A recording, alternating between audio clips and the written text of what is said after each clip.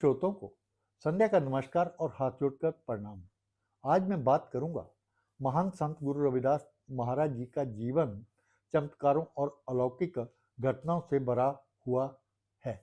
कहा जाता है कि बचपन से ही उनके भीतर ईश्वर की भक्ति और सेवा भाव की गहरी भावना थी। 5 वर्ष की आयु में ही उन्होंने ऐसा चमत्कार किया जिसने सभी को आश्चर्यचकित कर दिया। संत रविदास महाराज जी के परिवार की आर्थिक स्थिति बहुत साधारण थी।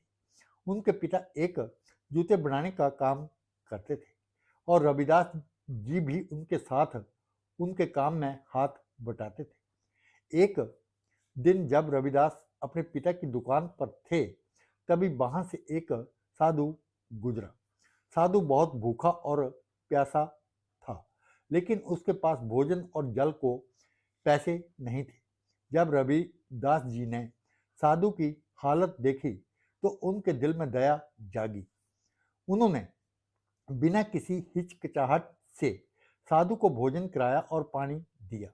साधु ने आशीर्वाद देते हुए कहा, तुम्हारी सेवा महान होगी, भगवान तुम्हारे साथ सदैव रहेंगे।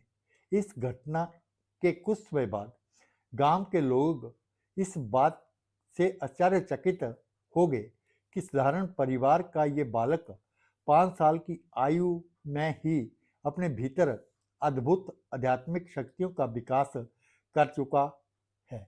वह अपने सरल और निस्वार्थ सेवा भाव से लोगों के दिलों में स्थान बना रहा था।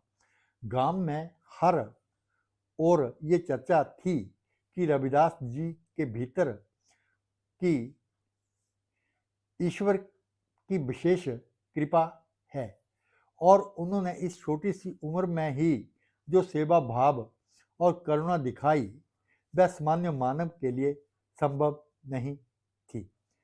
संत रविदास महाराज जी का ये चमत्कार उनके भविष्य की आध्यात्मिकता की यात्रा की शुरुआत थी।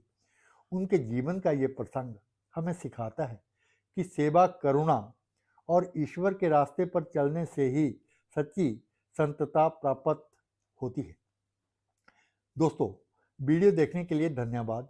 अच्छी लगे तो इसे लाइक करें और दोस्तों में शेयर करें।